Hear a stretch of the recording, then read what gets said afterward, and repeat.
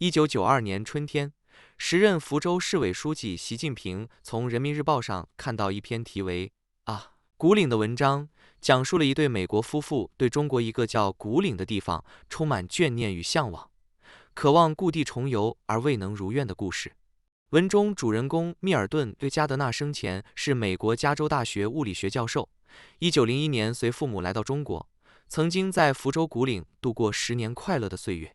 1911年，加德纳全家迁回美国加州，他始终保持着中国的饮食习惯，最大的心愿就是能再回到儿时的中国故园，但终因种种原因而未能如愿。临终前，他仍不断念叨着 calling calling。 为了完成丈夫魂牵梦绕的心愿，加德纳夫人多次到中国寻访，但由于不知 calling 在什么地方，最终无果而返。在习近平的亲自推动下，当年8月加德纳夫人访问古岭，终于完成了丈夫梦回故土的心愿。2012年初，时任国家副主席习近平访美时，在美国友好团体举行的欢迎午宴上讲述了古岭故事，引发两国各界强烈反响。为了传承古岭历史，讲好古岭故事，曾在古岭生活过的美国家族后代还组成了古岭之友，推动中美民间友好交流。30多年过去了，古岭之友和两国各界友好人士深入挖掘古岭故事，积极传播古岭文化，为加深中美两国人民相互了解和友好交流做了大量的工作，是促进中美人民友好往来的民间使者。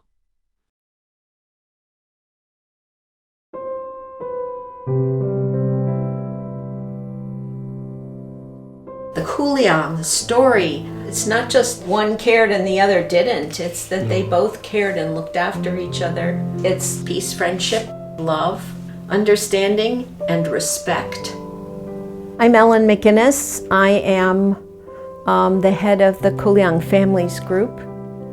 I lived in China for 30 years, from 1988 until almost 2018. We came back in 2017.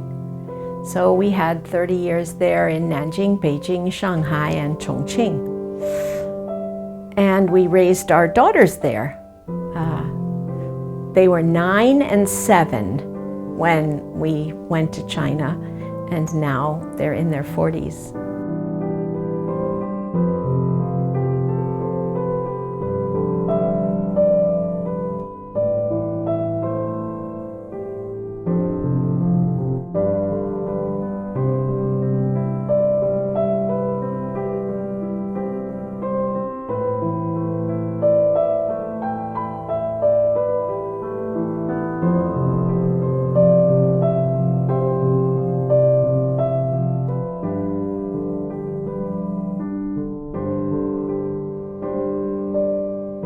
I think Peter's dad is Don.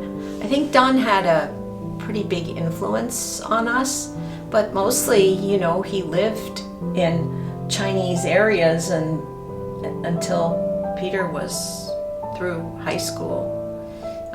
So their family was very much with the Chinese people, and I think that's probably the biggest effect. Influence, yes.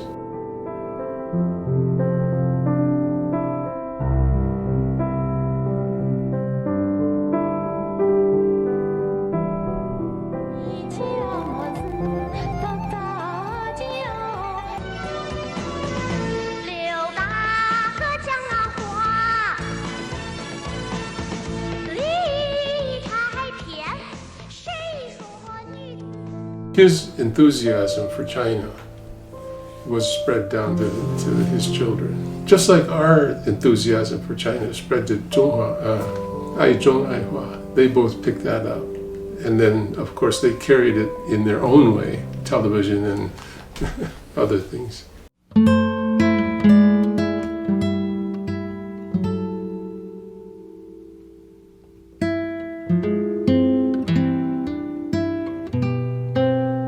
Sansa made Peter's slippers, his little shoes. It's very special to still have these. Yes. She made them by hand, you know. They're handmade. They're beautifully made. You can see her tiny, tiny stitches. They're so perfect. It's a good thing we have this plastic picture holder, because on this side we have Peter's mom and Peter and his brother. You can see the little red shoes. And then on this side we have Aihua when she was 1 year old, and she's wearing the same little red shoes. We now have a granddaughter whose feet aren't big enough to wear the shoes. She's only 1 year old. But these shoes will pass from generation to generation. It's 75 years old. It's a wonderful memento, like a reminder of Sanso.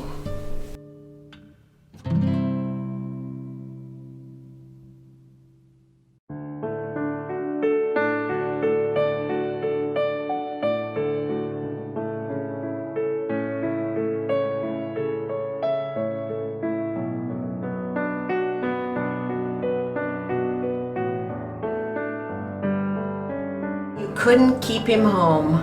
Yeah. He was 84, and everyone said to him, "Oh, Don, you're 84. Are you sure you want to go to China?" Yes, I'm going back.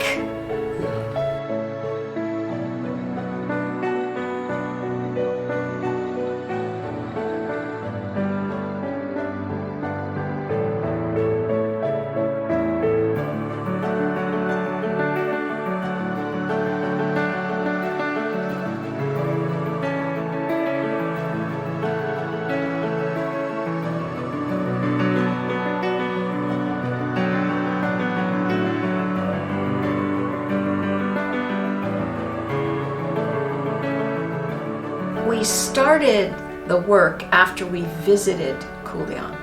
2015, you couldn't find Kuliang on the internet.